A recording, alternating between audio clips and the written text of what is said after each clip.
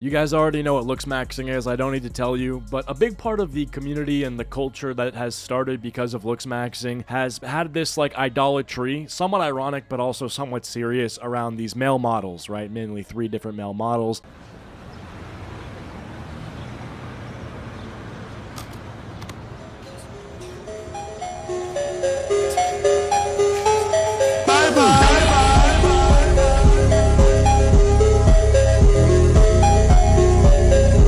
So it's now coming to the point where the Looksmaxxing community has pushed away the models that they idolize so much. And we want to talk today about a specific example, Chico Lachowski. This guy was the apparently one of the faces of the movement, but he has come out recently on his new podcast to disavow a lot of different stuff involving Looksmaxxing. It's not really stuff involving Looksmaxxing. It's kind of like obvious stuff that you shouldn't support. He doesn't support things such as starve-maxing, which, in case you couldn't break down the etymology there, it's basically just like starving yourself and not eating in order to like lose fat in your body to give yourself like a more defined face. It's so crazy to me because this is literally what the epidemic was back in like the late 2000s with high school girls and college girls, was that they'd have these disorders because they have to be skinny and they can't be fat and they need to be ultra skinny, so they'll throw up, they'll stick their finger down their throat to try to throw up whatever they ate. Now, I wasn't in high school in the late 2000s, I was like 6 years old, but still, like I look back at some of the movies and media from this time period and it's pretty obvious that this was a common thing. Obviously it's a lot less common now, it still exists, but it was a lot bigger back then, and probably dating back to like the 90s. And the reason that these disorders were so popular was largely because of the influence of like movies and media, and I think, well, back then it was magazines. There was the super hot models in the magazines, and all the girls felt like they had to adhere to that standard and take drastic measures to change their diet or change their lifestyle just so they could do everything in their power to look exactly like that. And now in 2024, it is literally swung the exact opposite way. I'm not invalidating women who still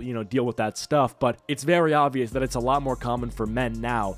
And yeah, the whole starve-maxing thing is literally just like a funny, or I guess more modern way to say it's like a disorder. And so that's that. So here's a clip from the Chico Lachowski podcast with Sean O'Pry where he asks Sean's thoughts, Sean being another male model. He asks him what his thoughts are on starve-maxing and looks-maxing in general, if he's heard of it and whatever. But yeah, here's that. I should probably give you some context. So Chico is talking about how he had an email from like some news publication to talk about his influence on like young men. And he explains that like he got this email basically saying like, do you know that you're pushing the youth to starve max or something? And he responded with this. They were concerned that I was making people do starve maxing. They say that like people look at me and say that they should starve so they can reach my type of beauty or something like this. And I'm like, wait a minute, like, wait, there's a big paper somewhere in America trying to ask me questions about starve maxing. What is starve maxing, first of all? And like, why does like young kids nowadays wants to starve to reach like some type of like, so I thought that was very like trouble, right? Like it's a It's topic troubling. that was like, I don't want to have this impact on kids. I don't want kids like the young generation to look at me and think that they have to starve to look like me or to look like you or to look like any other model, whatever. That's not the point. So the whole point about doing this podcast is just pretty much like tell people like, like who we are, right? Like Yeah. how, like that's how we look. I guess that's genetics, and a little bit of like hard work also, because if we just eat whatever we want and do whatever we want, we not look like this, we're probably like, we'll have to put a little work, especially when we get older. But so we got to keep health, we got to keep healthy, but like most of all is just the way we look. Like if you starve, that's not gonna help. So that's something that it's always like, it was like a topic that a lot of people were like, oh, go live and talk about it. It was like, I don't want to talk about it. It's delicate, you know. Yeah. Well, the thing is I've worked with you. We've been on sets together. We've been at runway shows, and there is one thing that you never don't do. It's eat. Yeah. You eat a lot.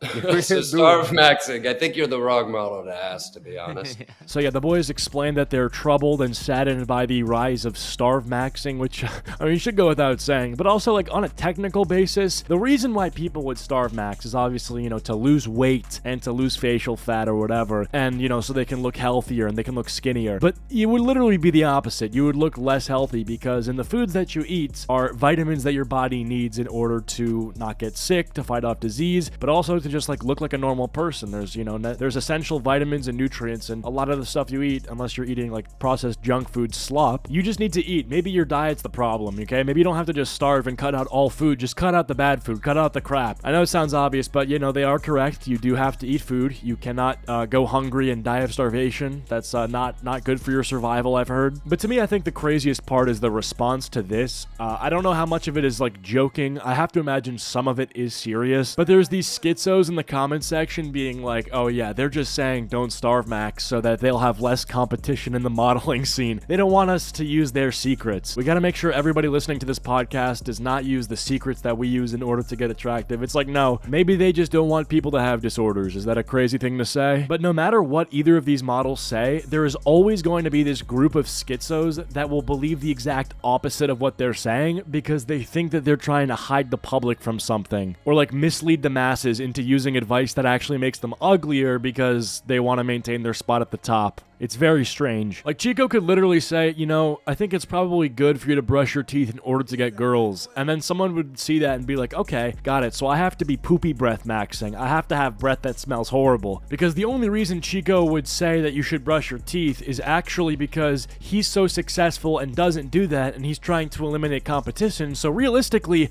I should never brush my teeth ever again. But not only that, I'm going on a strict garlic-only diet. So my breath will literally be so monstrous and so horrid and rancid, which, you know, may sound counterintuitive and very stupid, but, you know, it's what he said not to do, so it must actually be what he does secretly. This whole looksmaxxing thing has gotten so big that obviously now you have the male models hearing about terms like mog and the bye-bye and mewing and all this other garbage, but it's gotten so bad to now Chico's wife has heard about it. Dude, check out this clip of Chico and his wife talking about rope maxing. Meaningful explanation about the universe. They're all like rope maxing. That's insane. What's rope maxing? Exactly. Me and Mitch thought it was like jumping rope.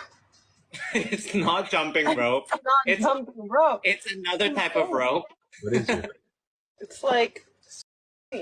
Oh. It's so fucked up. What? Yeah. Bro, you people from the Looksmaxxing community gotta chill, bro. You guys gotta chill. This is becoming too serious. You know, it can be. We gotta talk about that. We gotta have one podcast to talk about you guys, you know, crossing the line a little bit.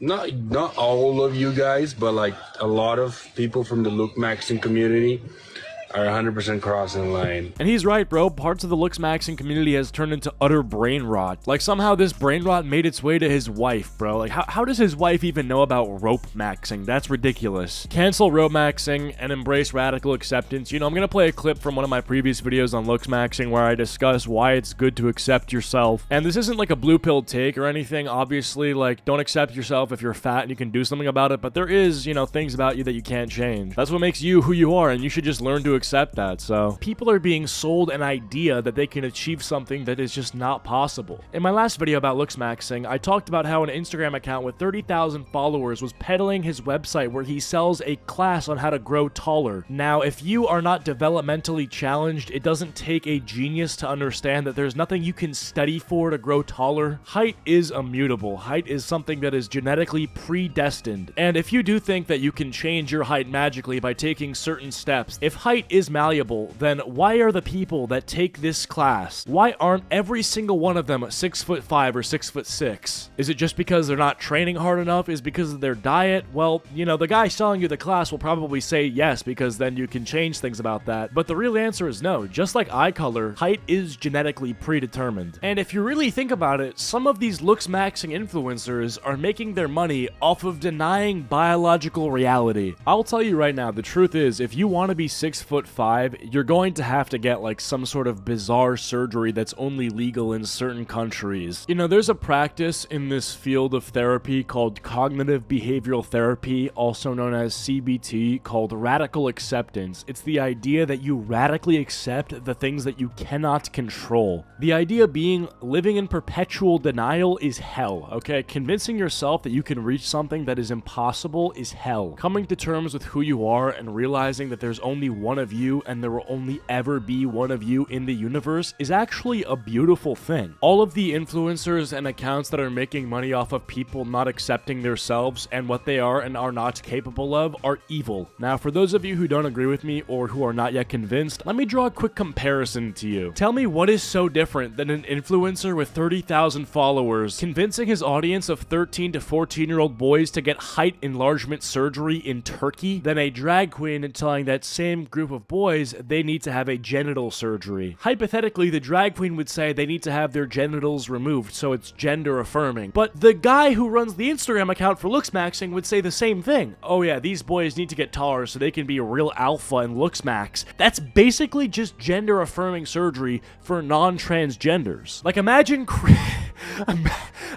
Chris Tyson, but instead of walking the path of becoming trans, them got psyoped by one of these Instagram accounts into Looksmaxxing and ended up becoming a total Chad. Okay, a bit off topic, but my point is that Looksmaxxing in some cases can be selling you something that is quite literally unattainable. And besides that, it places emphasis and value on something that is quite literally secondary to your everyday life.